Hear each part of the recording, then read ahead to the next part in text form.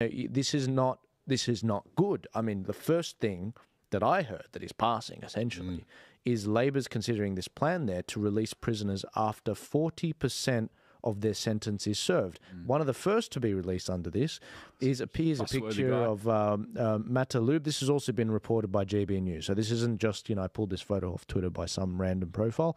This was confirmed by GB News. They did a segment on this. Soon to be released under the new Kistama early release scheme. Hussein was jailed for raping numerous white girls in Rotherham, a absolutely terrible place where I've heard some horrific stories in Rotherham.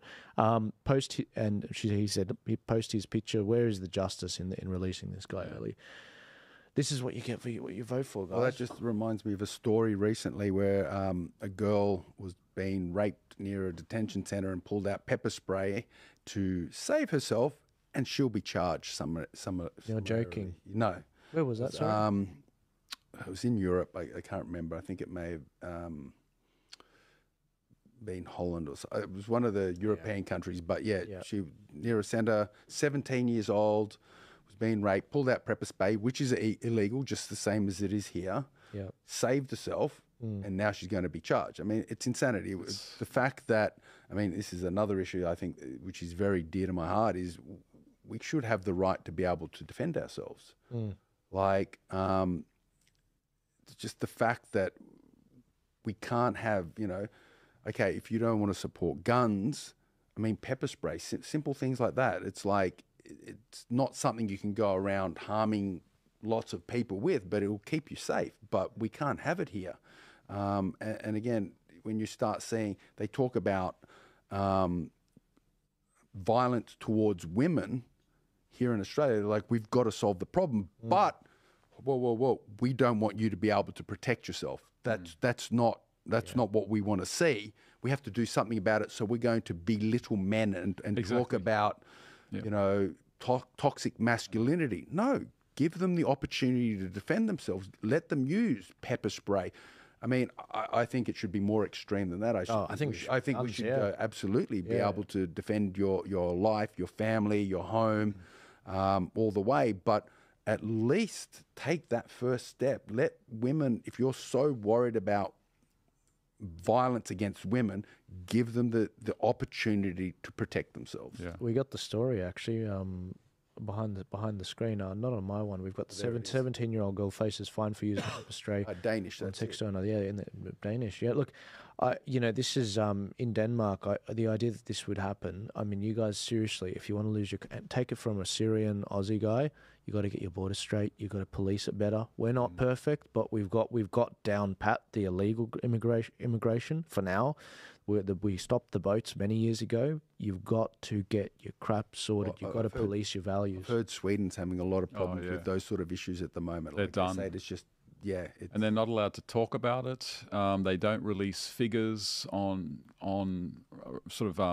racial statistics on who's committing the crimes because they don't want anyone talking about it. Sweden has just fallen. And this is what freaks me out about Australia. In the very first show, we covered the fact the Electoral Commission in the next census they're going to stop recording ethnicity data.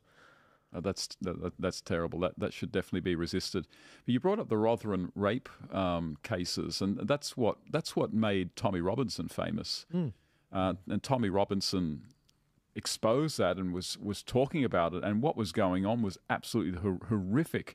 The police were either ignoring it or covering it up.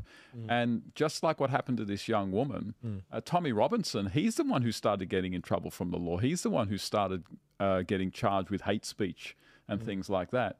And this is the kind of thing that leads to violence on the streets. When people see this happen time and time again, and the police are not doing anything to stop it, people will start taking matters into their own hands. And that is exactly where England is heading. Yeah, and it's at that point they will police Islamophobia or whatever, fill in the phobia. They will start policing that. And that is what really annoyed me on October 7th when we saw the attack, the atrocity that happened on October 7th. We saw the response in Australia, the celebrations, and we saw people celebrating in the streets outside the Opera House And the police, unlike how they treated, all the freedom protesters, many of which were Muslim, they're like, yeah, we can't even shut these guys down. They admitted we will not, and we can't shut these guys down. Yeah. And I thought, that's not acceptable. That's not acceptable. Find me a premier that's going to actually get this done. Yeah, especially when they're borderline inciting violence. I mean, when you're out there saying, "Where's the Jews?" That's borderline inciting violence. Yeah. As someone that stood up for southwestern Sydney during the time where they tried to throw me in prison and they tried to do what they did to me, visited my house 9 times, I was like, oh, no, you don't.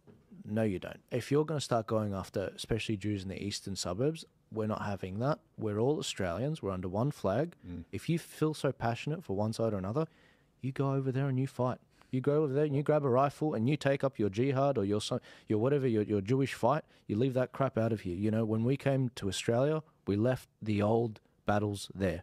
That is very important, because there was always a kind of agreement among Australians that you don't bring your old hatreds here. And basically everyone accepted that. My grandparents came from Eastern Europe. Other than during soccer games.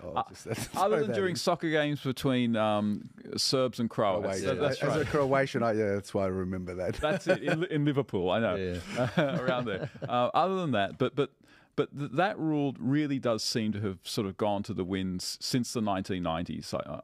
It has been sort of my observation. And now this, like, why are we having this issue where it's coming to almost violence and threats of violence on Palestine? It's dividing the country. That's on different lines. People are bringing their gripes here. That's right. I'm not really religious, but when I hear it, and I think, imagine if you were Jewish in this country, and how you would feel when people are just openly saying that. But where are the other Aussies to stand up and say, that's not right, mate? Like, it doesn't matter what the religion is, it's just not right. It honestly, and the government just seems to be like, you can't blame the people here for what a government where they came from is doing. Like, you don't have to agree with what the government over there is doing, but you can't blame the people who are here. They've left. They've come away. They've come here for a new life. So even if they didn't come from there, if they were born in Australia, they were Jewish. They'd never been to Israel, many of them. Even more so. They're not even part of it, yet they're still being blamed for it. It's insanity. I can't begin to tell. Because the step, once we start playing those games, then they start playing these games. And they start going after... Well, that's the censorship, as you said. And they can censor it and they can control it. Yeah. And this shows how dangerous that envoy for Islamophobia and anti-Semitism will be. That will just be a way for groups to battle and battle one another and use lawfare against one another. Create more animosity. Totally. That's all it'll do. Literally. You see a yarmulke, you automatically, you subscribe to Israel's existence, when we all know that's not the case. Oh, you look like Joel, you must be, on the Palestinian side, I'm going to clock you in the face, King hit you. This is the danger. And this is the problem, guys. Divide and conquer. It's like a lion when he charges a herd and he picks one off. That's what this is. That's the visual representation of what this is. So they can pick you off and get the antler and eat it. And they're going to do it one at a time until there's none of us left. I think you're right there. Just to quickly on that point. Yeah, sure. That we kind of all agreed when we came to Australia is that you leave all that behind and we all become one. And there's this mateship, and it doesn't matter your religion, whatever. It's just and that's what's not happening now. Is that what's happened back there or in someone else's home is now being brought here and lived here. Whereas I agree, as you said, in the years gone by, that was kind of the unsaid thing. Is it's a new start and we're all together. It's a new start. I like that. Not a reset. That's right. Yeah. It's not a reset. Just making that clear. Adam sent in a video from Rebel News, which is basically